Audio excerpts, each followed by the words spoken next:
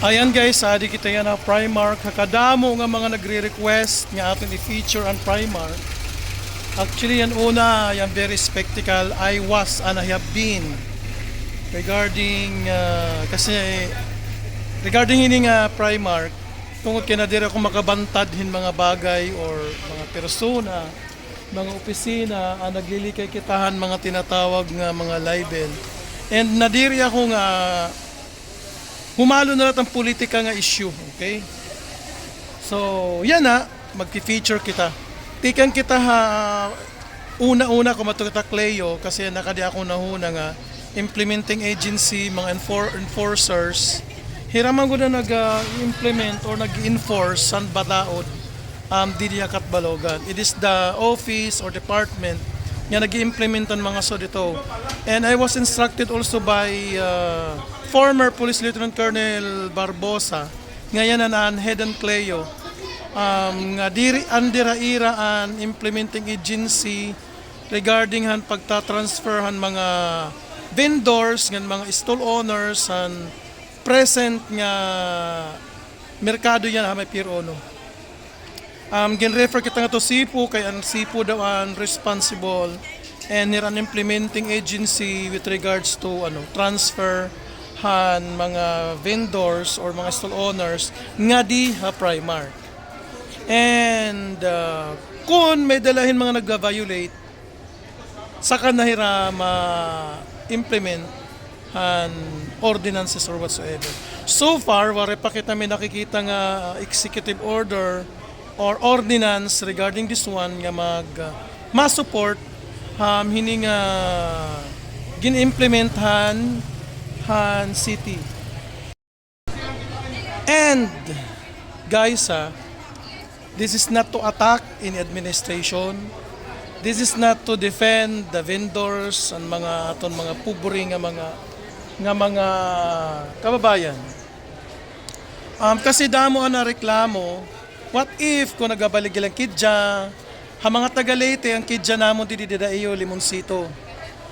Kidja or magudti lang nga mga talagudti lang nga mga negosyante. So kinanglanon ba nila makakuha dito pwesto, and niyan mababaruan nato, masasabtan naton kung piragud ba talagang kinahanglanon para makakuha ng pwesto sa Primark. And guys, hello, ate. Ano na? Ano yung mga vendors na dito guys? Tara nga dito. Shout out. Ate ako ninihin palitan perming kidsa. Kumusta na anong meeting dito? Okay na.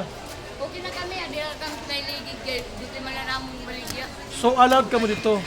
Dito Pirono? Diri. Dinhi. Mo pa, it's a good news guys. So here ate mang good. Ken aton pakiano ang mga good ti lang nga mga negosyo, mga piso-piso la. Itong eksakto la pampalithin bugas sa kada adlaw. So allowed ka mo. Allowed man ko no. Asya man sir. Or hila kami. At least okay. So guys, clear clear. Warayhin bashing, warayhin attack kung aton mga politiko or aton mga city officials, but at least clear nga hira, allow dira makapwesto diri. Pero diri ada ko nga diri man. Ang sa waray pa kay ori man kuno kami. Oriun lang kami kay may naman gintudlok ka amon yan school. Asya ito na. Anyway, thank you and city government for this wonderful and very nakaka-touch nga irahin move. It is a good move nga diri tatagan hinkuan. Hinda ko nga financial burden nga makabalik gyapon nila diri kay. Guys, bawal na pag once na nag-open na didiya may, pero thank you te. Thank you. Basta thank you na iyo information. Yan. Once again guys, thank you for the city government of Katbalogan for that. Kasi damo manggod ang speculation nga paano ang mga gudti nga mga negosyante kung ano ang bubuhaton na era. And regarding that, anyway, clear naman na interview na to kay ni ate ang mga gudti at nga mga vendors. By the way, highway, ini ang original nga public market. Supposedly 2018 pa ini mag-open, pero tungod ang mga issues, damo nga mga problema, nga ginkaatubang ang city government nag-iha before ini mag-open nga Primark. And niyan makikita niyo akong video kung gaano kaupay ang sulod ng Primark. Kung baka hikita hikita nga katbaloganon nga karuyag naton ang world class nga klase nga merkado. Guys, makikita naton dahil world class talaga yung klase nga merkado nga one of a kind din niya Samar Island. And thank you for the Primark. Charot kuan. Sip-sip. Ini yan na guys nga Primark. Sarang ko pa kanina amin original nga public market before. Andiri pa maaram about Primark. Ang Primark guys, anak inihan han SM.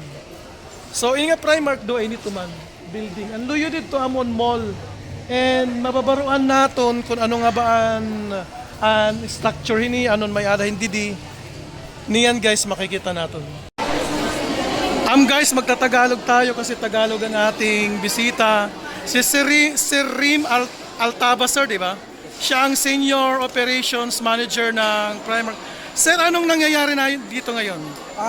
Ngayon, Sir Raul, ito ngayon yung third day natin sa ating awarding of rights and stalls sa mga vendors natin sa Catbalogan City Public Market. Sir, ilan ang target nyo, sir, na stall owners dito na pupunta ng Primark? Okay, ang total nating stalls sa lahat-lahat na, nasa around 649. Lalo na po yan, nandito na po yung fish, meat, fruits and vegetables, karinderya. So, nasa 649 po yan. Based on your study, sir, yung 649 na yan, sir, ma-accommodate ba yan lahat? Meron po tayong mga sections na puno na. Like for example, yung fish na yung ating chicken, occupied na sa lahat. Pero ito namang numbers po ito naman po ay sinundan din po natin doon sa number of stalls, doon sa dating palengke natin. Nagdagdag lang tayo para lang din doon sa mga bagong applicants natin. So ito ngayon, sir, ano nangyayari ngayon, sir? Anong unang hakbang and then the last? Okay, so ano ko lang po, announcement na rin po ito sa lahat. Nasa third day na po tayo ngayon. Yung first day po kasi natin, ito po yung nangyari noong November 25 at 26. Intended po yan dapat sa mga old at mga sipo. Ibig po sabihin, ito po yung dalawang araw na inallocate natin sa mga vendors natin sa relocation. So ngayon, nasa third day na po tayo ngayon. Kasama na po dito ngayon yung mga bago, yung mga new vendors na po. Pero ngayon, sir, yung mga hindi po nakahabol na mga old po, ina-accommodate pa rin po natin. So ngayon, sir, pinaka-deadline? Hanggang bukas po. Hanggang bukas? Hanggang Friday po ang ating awarding of rights and stalls. Okay guys, so magmadali na kayo kasi pag once na mapuno lahat, hindi na ma-accommodate, sir, di ba?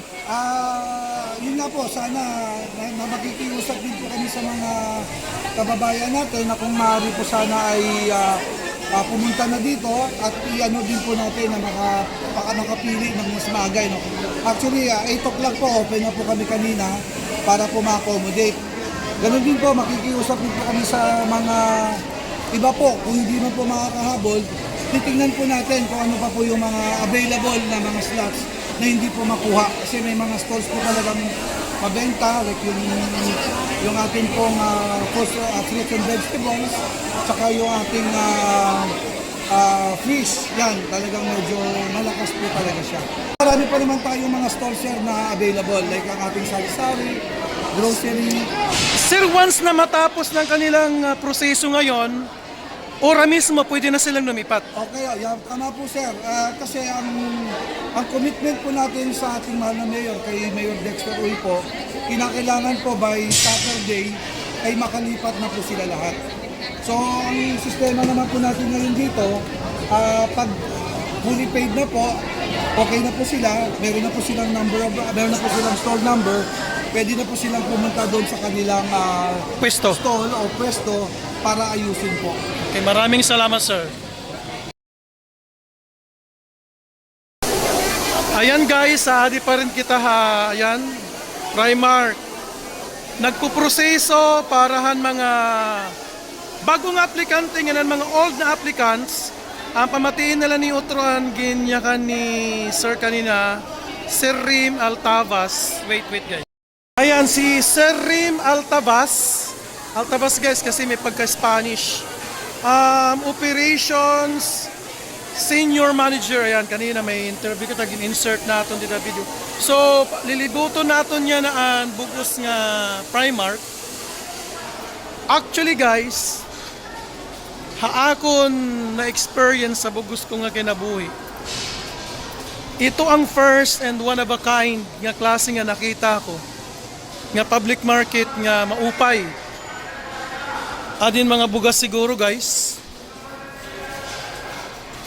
Adin meat section. So mga meat section. Adi rice. Rice tikad to. Siring pa kanina ni Sir, 649 and total of stalls didi ha Primark. Adi guys, may danahin faucet. Tas didi kung halimbawa ang mga meat ang isda in dapit. Isda. Oo. Ato nan. Sige guys, adi kita. Ini guys, adi kita second floor. Dito kita lumusot o sumulod hamay tawag ni may Pabrigaras dapit. Alin Avenue Extension dito luyo. Nga to barangay 11, barangay 12. May da kasi din tika nga Munyos, tuman guys. Tika tito Munyos. Nasandi din naman nga side, di pa man abrido. Tika to may Imelda Park, barangay 12.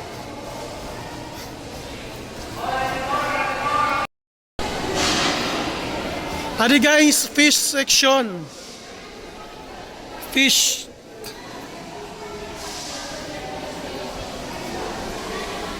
So, may daghihapon nila faucet. Yan na di pinakalababo. Isda, isda ka mo? Dili ka mo mga isda. Tapos na ka mo. Ha? Ha? Ika mo.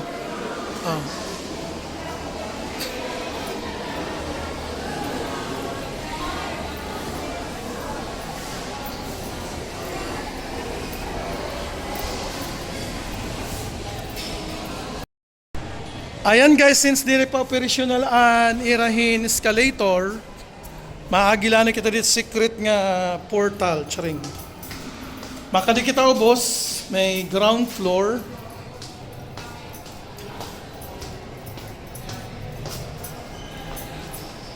Ikitao naton kung ano itsura. Ayan guys, sa diman.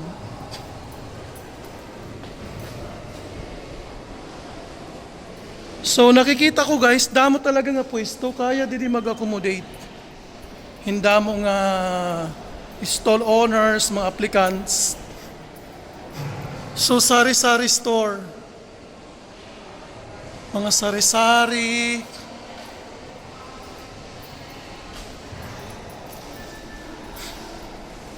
Adi may mga nag-fill up. Ang mga karinderya, hain daw la.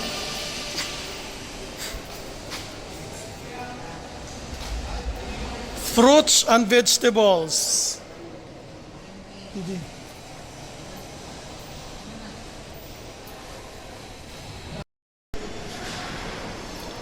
Ayan. Fruits and vegetables, guys. Dili kita maraman statistics ini kung gaano kadamo. War na ito may pakayanahin. Pero actually guys, maupay talaga yan. Maupay ang klase nga merkado. Kumbaga malimpyo, ano, mamimintain magyapin ito good kay siyempre Primark na nakapot. And I hope na ipanatili nato ng kalimpyuhan kasi nadepende kasi ito disiplina ng tao. Ngaya asa na lang nato ng atanan na gobyerno. Ngan para mga gudti nga mga nagpakiana kasi kita para ha mga gudti nga mga negosyante, sinasayang pato nga mga nagabalagahin kidja, mga bukad, makakapwisto gyapon nila dili Primark. Basta according to my interview sa SIPO, anay wait, kuhaan ang definition ng SIPO. Yan ang SIPO guys, Catbalogan City Economic Enterprise and Public Utility. Ayan. Siring nira, kasi nahipakyana nato ng mga good thing ng mga negosyante, kung paano hiraya na ang kamutangan kay bawal naman ang magtinda, may pabrigaras tapit, may hamay, tawag ini, hamay, ito may Yamaha, hamay harani, hamay Kapitulyo. Mga kapwis may rin na paulit-ulit ka na guys. So yan, lilibutan pa natin guys. And para mga nagkapakyana, ano gudon may ara didiha Primark, according to Sir Altavas, may nadidihin pure gold. And may nadidihin mga fast food, restaurants, and more. Damo pa nila plano din Catbalogan ng Primark nga company. Hindi pa guys. Taga di nila ka mo Catbalogan? Tagalog? Ayan guys, nagtanong tayo, nagpakiana kita regarding DDLU.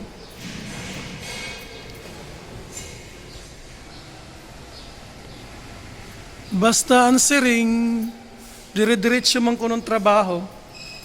Sana matapos na ini kay excited na ta. Bisan ako guys, excited na ako hininga Primark. Bisan di na kita magkinato Tacloban, di na kita biningahin Kararayo. Yan magsasinakripisyo for how many hours. Yan may mga parking area guys. Oh. So, kutublaan din na, dito di-disclose kung may adat din ang area. Wala to nala natin mag-open ito dito. Basta bisan ako mismo guys, excited na ako ito. Kanina kasi guys, may mga taga-karinderya, di kita makunahan dapat din karinderya. I think dito Adaluyo.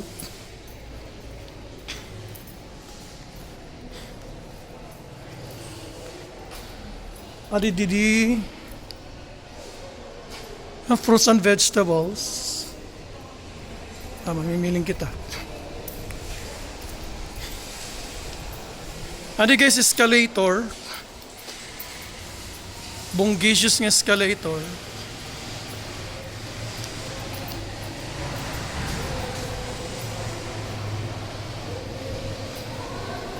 Adi, waray pa ding haran.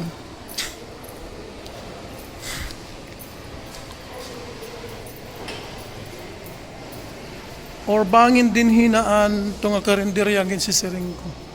Mari pa guys nga ran. Di ba na calculator. Charot. Escalator guys. Ayan guys, may naka-istorya ako. Magiging tenant si Radidik.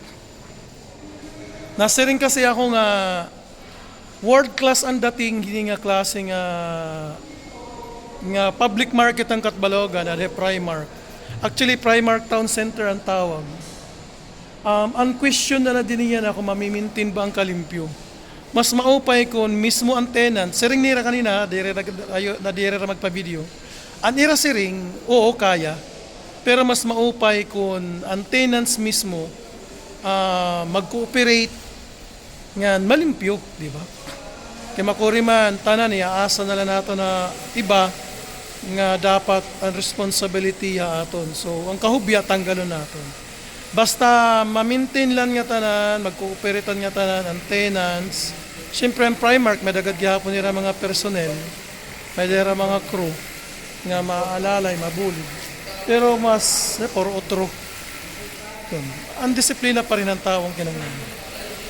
Pero na akong salamat kan Sir Rim Altavas and yan kan Sir Rim Altabas, Operations Senior Manager han Primark, Didiya Catbalogan. Actually, diri lahat Catbalogan, kana na Primark talaga yan. And balita naton,